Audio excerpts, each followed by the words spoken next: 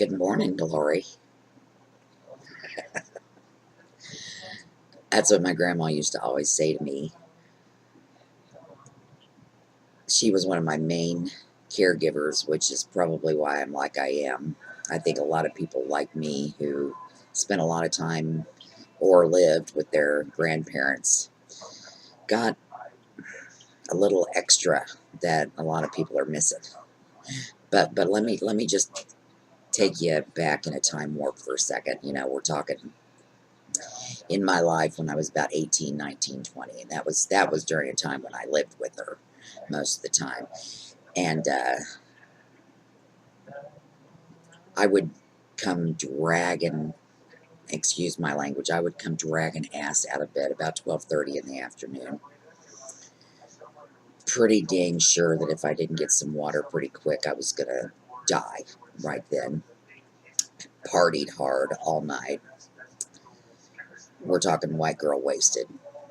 And here I would come dragging through, and Grandma would always be in the kitchen. She'd be either still fixing lunch or cleaning up after it, and she would go, "Morning, Glory." And I would, mumble something incoherent, some resemblance of a return good morning. And then she would start asking about the night, and I'd always tell her. I told her everything, good, bad, and the ugly.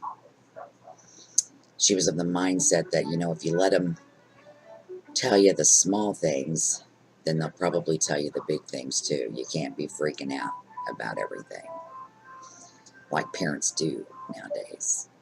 Everything's got to be so structured, and structure's good, but structure in the right way. Anyway, my point is, she came from a different time. She was 10 during the Great Depression, so she was old enough to remember what happened and how they lived. I mean, really remember. And I remember she would tell me, things like eating pancakes 3 times a day, and damn happy to have them. And we're not talking pancakes and sausage and syrup. We're talking a pancake, maybe some water, probably tea. She was always a big tea drinker, probably because that's what they drank a lot of. I drank a lot of tea when I was younger too because of her. But when I started this journey of being Nana Prep, it wasn't because I was afraid of SHTF. I've always been aware of what is going on in my country. But my intention was poverty preparedness.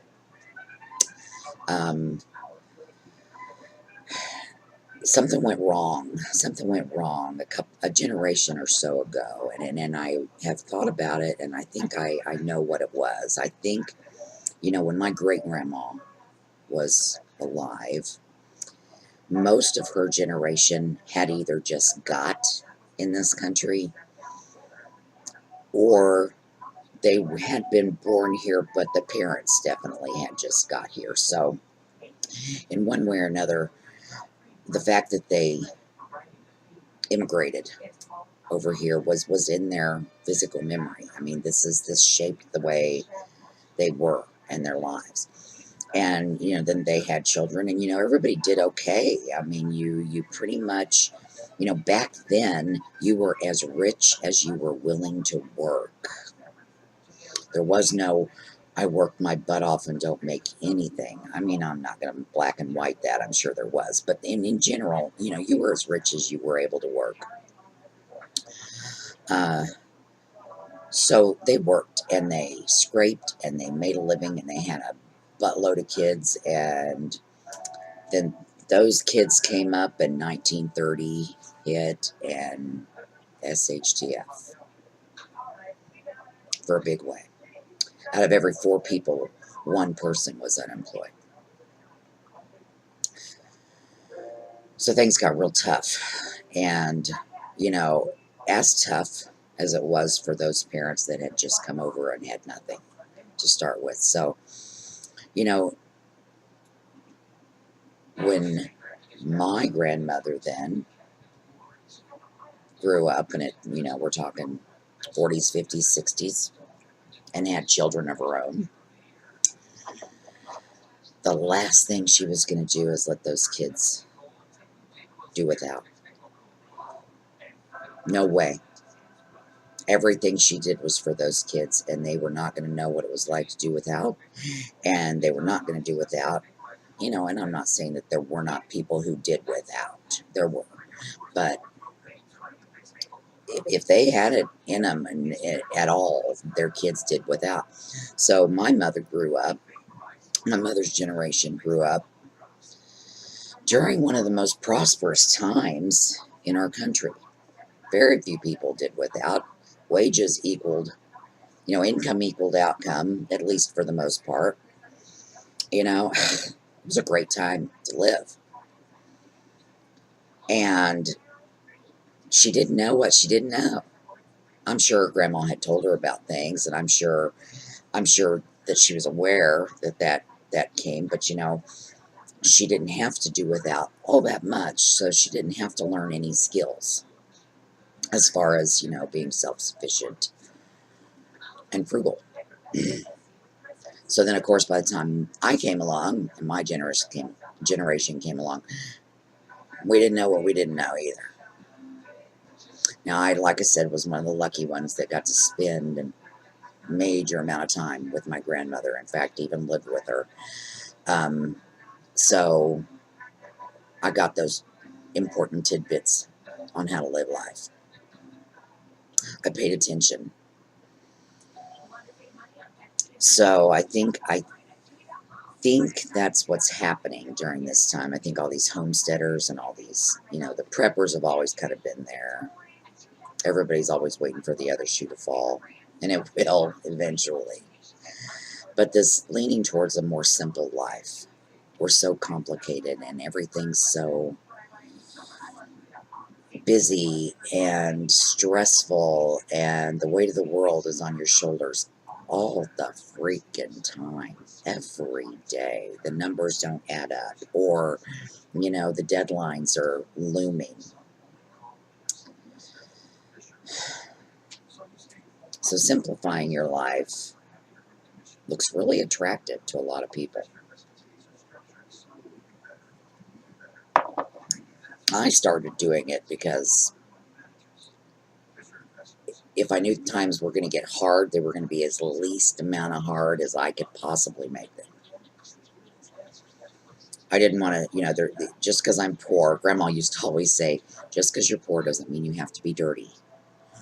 Or just because you're poor, there's always something to eat somewhere. And she's right, there's something to eat right out in your yard, more than likely. Unless you're one of those that sprays pesticide on everything, and then I would suggest you not eating it. But hopefully everybody's getting away from that practice as well. So I have my eggs. We'll get to those in a minute because I got some other things I want to talk to you about, like the Great Depression. I mean, it was tough. It was way tough. I mean, people were starving. Like starving in a big way. Because it wasn't like, you could prep back then. I mean, the store had what it had, but literally it maybe had 5 of those things. It wasn't like Walmart, where there's 10 cases in the back room. If you needed flour, and my guy had 3 55-pound bags of flour, that's what he had. Till the train or the stagecoach or whatever supply came back in, which sometimes was until next week. So even if you had a little bit of money to buy something, it wasn't like you could go down and necessarily get it. So what can we learn? What can we learn from all that? Well, I think there's a lot to be learned, and I think you can translate a lot of that during this day and age. One of the things, and a lot of my friends actually are doing this. I've always done this. I don't think I've had to do anything ever as far as major things, but buy used. Do you really need a brand new car with 2 miles on it? Do you really?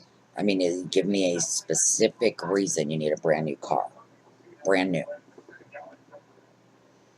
I've always been of the opinion that car isn't starting to run really good till it's got quite a bit of miles on it.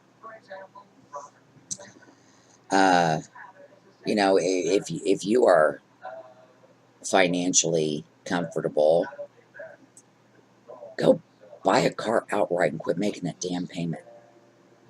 It's just ludicrous to me. I don't understand it.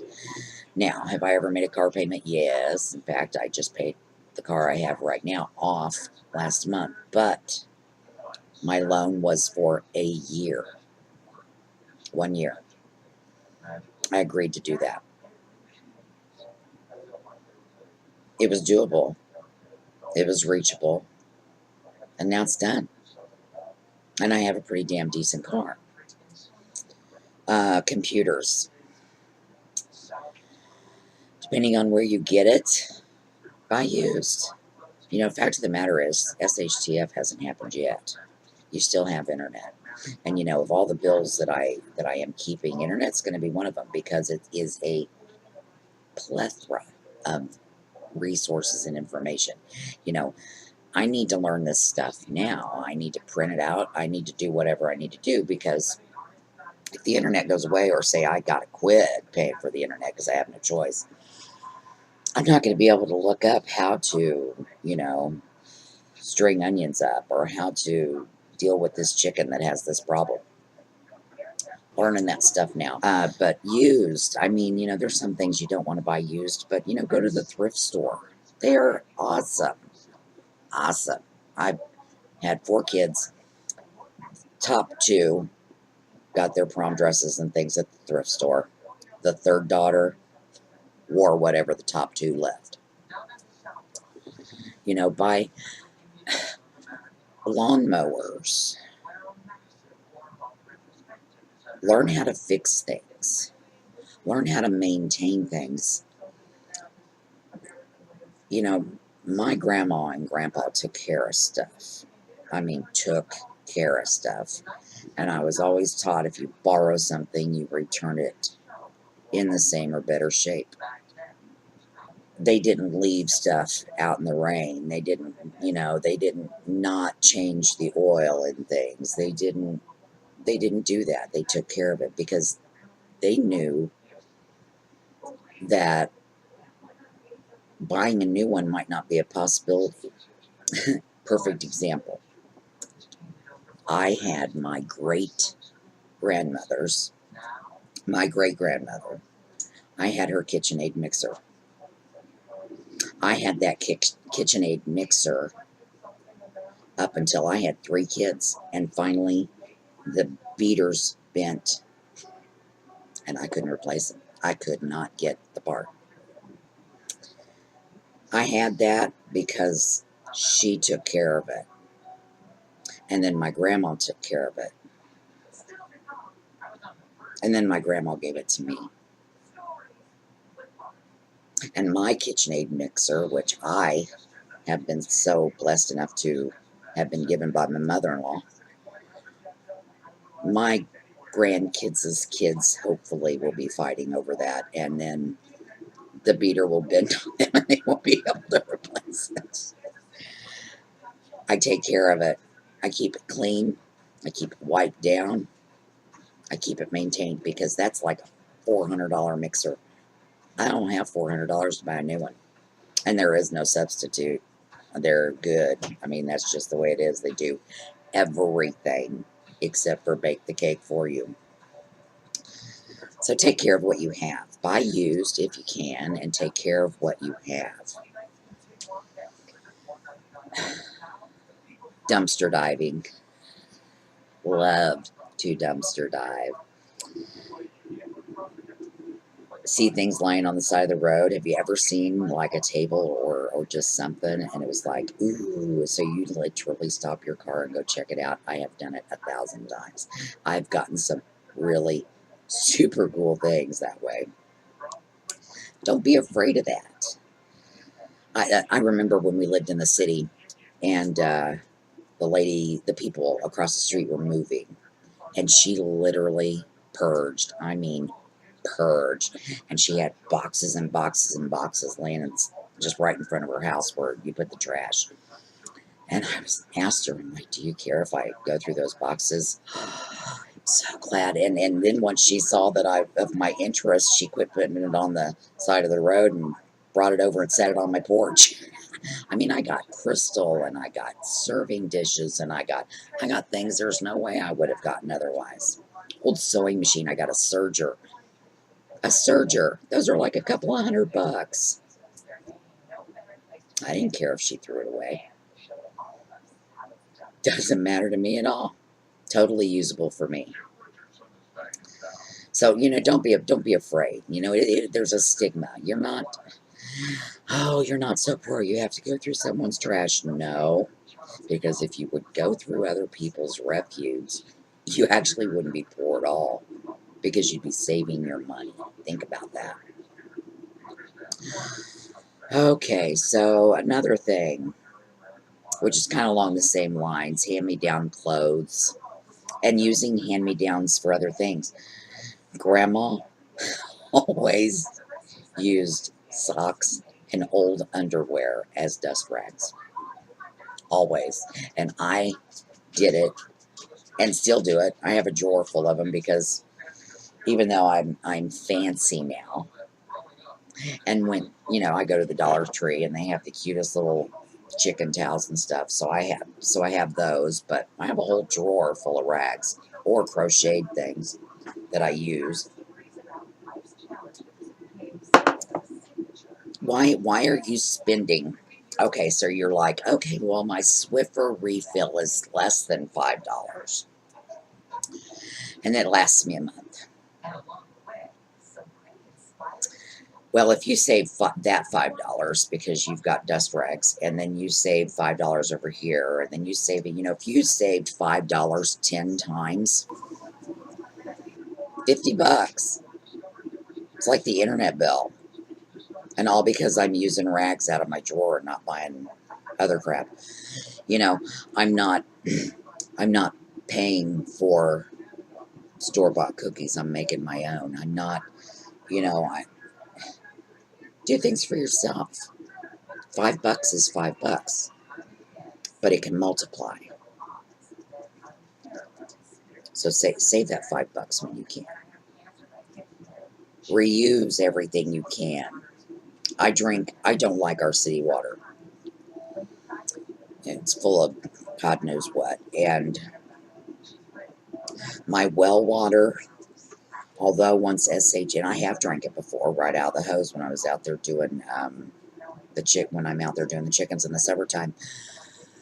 But it's not hooked up in any way that's easy to get. Okay, so we use it to water our garden and our chickens. So I have bottled water, and I drink those bottles, but I save them. And we do different things with them. I like to have milk with my oatmeal every morning, so I'll pour my milk in that bottle and take it to work. We ran out of ice the other day, so Papa filled up a bunch of them and put them in the freezer. You can fill them up and freeze them and put them in your lunch bag. I mean, think about the things you can do with them. You can make chicken toys with them. Reuse everything you can. Reuse it. I mean, before you toss something in the trash, think about whether or not there's absolutely anything you can use. All right, another tip. Ooh, cooking from scratch.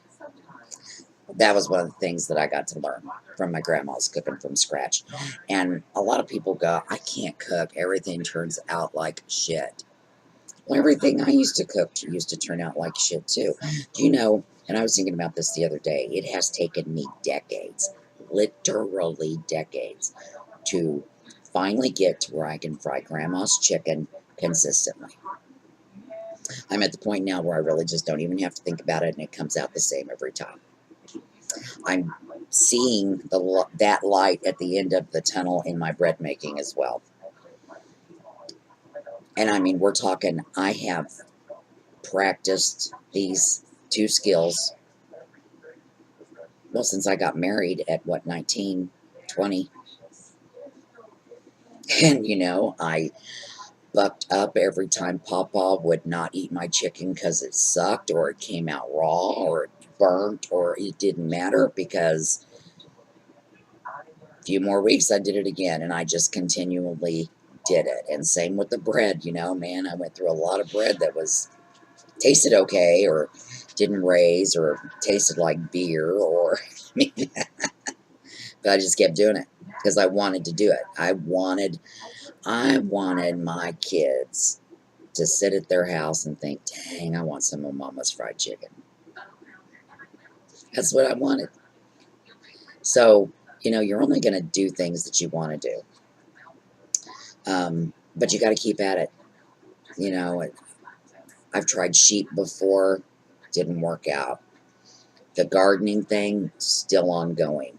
It takes time. You are not going to master these skills overnight, but you will if you just keep doing it.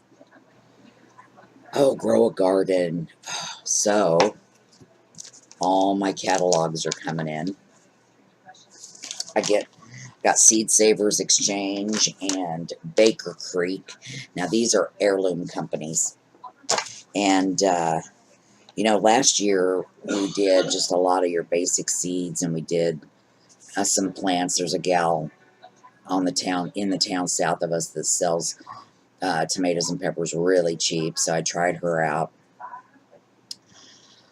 But plant heirloom, because here's the thing, a lot of what we buy out there commercially is a hybrid, and you will not get it's not that the seed won't grow. A lot of people go, well, the seed won't grow. Well, that's not true. It'll grow.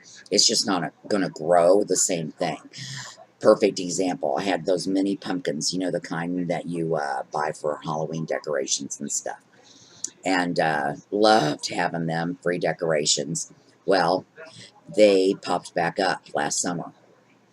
They volunteered, is what they call that. They were volunteers. They were regular sized pumpkins. They were not tiny pumpkins. So the kids got pumpkins for Halloween, which was cool.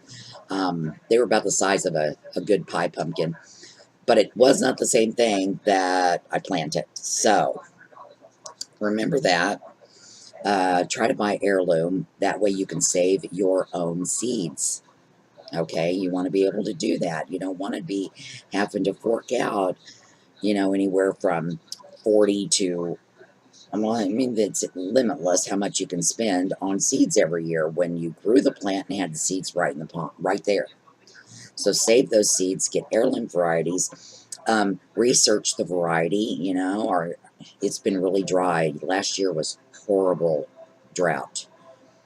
So maybe this year I'm kind of looking for tomatoes that do good in drought, and tomatoes that do good in clay and rocky soil, and know what your ground is and buy accordingly. When the pioneers moved to an area, they talked to each other, and they would buy seeds from each other. Say, hey, this corn, it rocks it over here, so here, I'm going to sell you a bag of seeds for $1, and that gets him going. So, be smart about your garden. Grow your own food. Preserve your own food. I've been working towards a no-spin month, but we'll talk about that. I'd like to get to where, other than milk and meat, because I do not have cows or goats, so I will not be able to ever supply my own of that,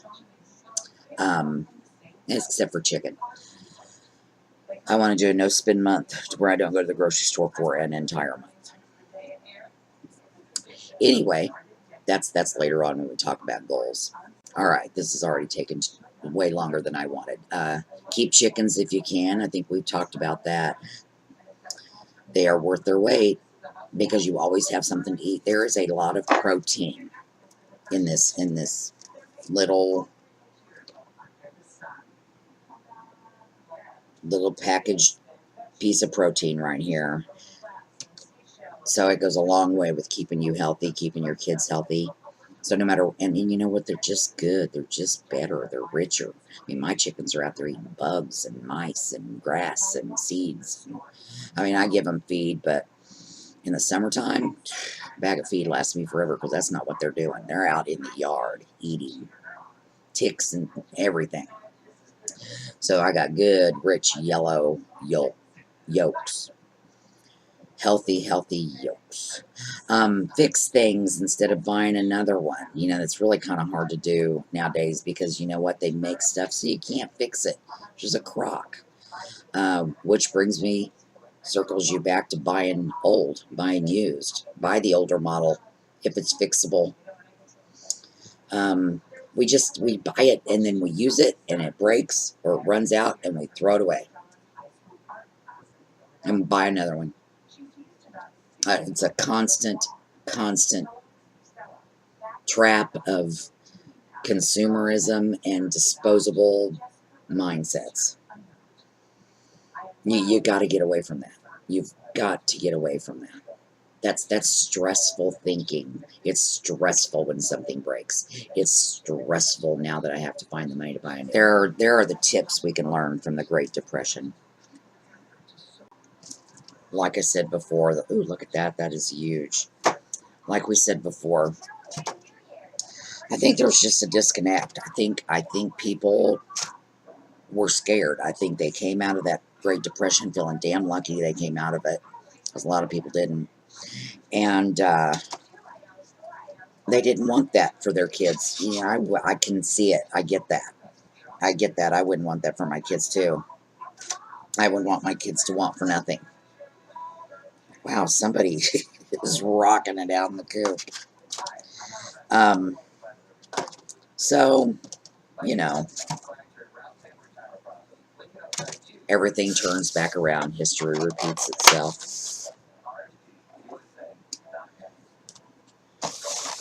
So the soap did that last night. Was up really late editing that taping. We'll finish the rest of it tonight.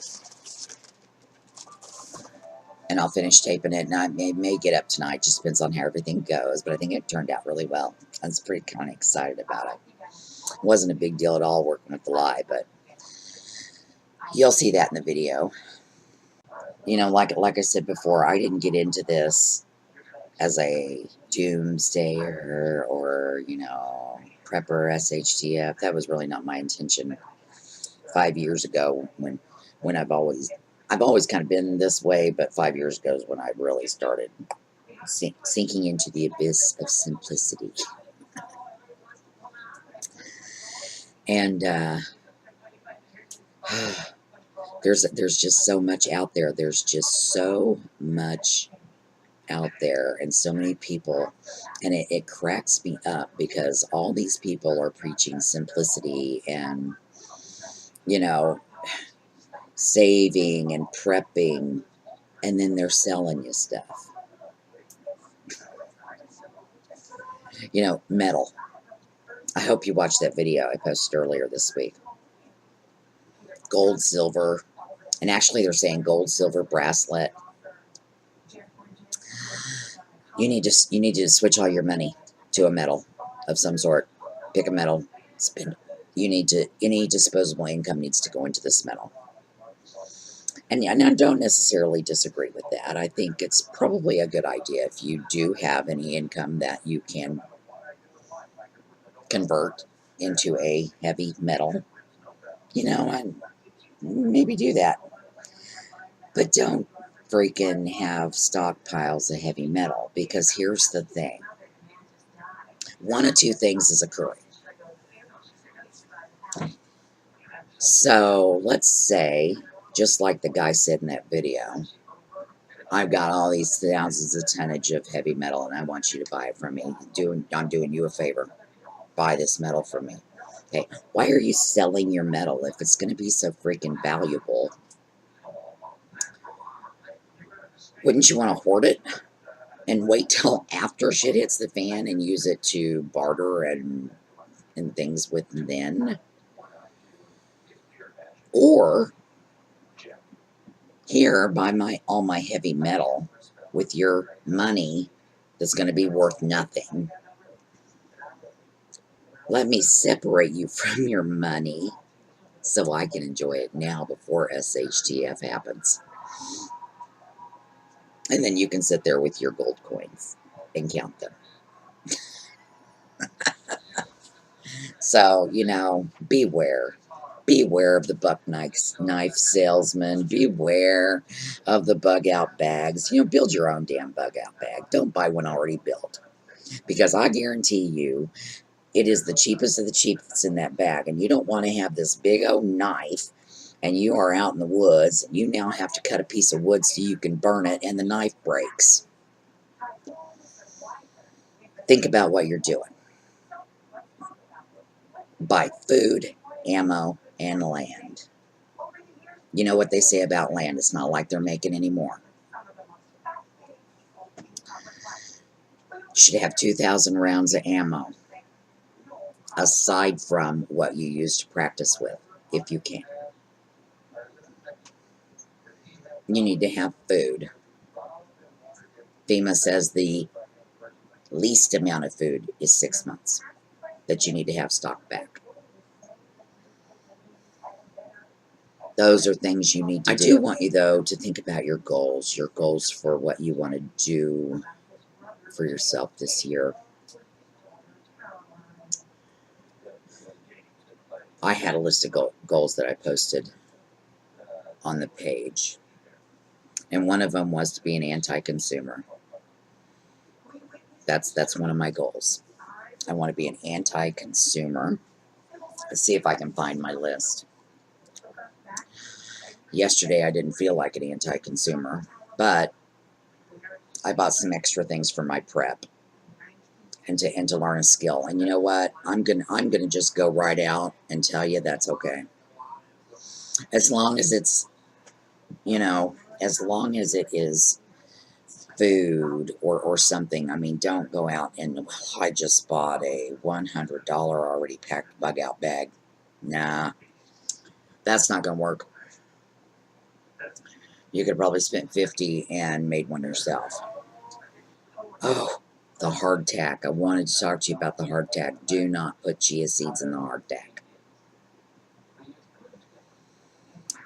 I even let that hardtack sit over by the stove all night. So, I mean, it was dried out. But the chia seeds sucked moisture out of the air and they molded.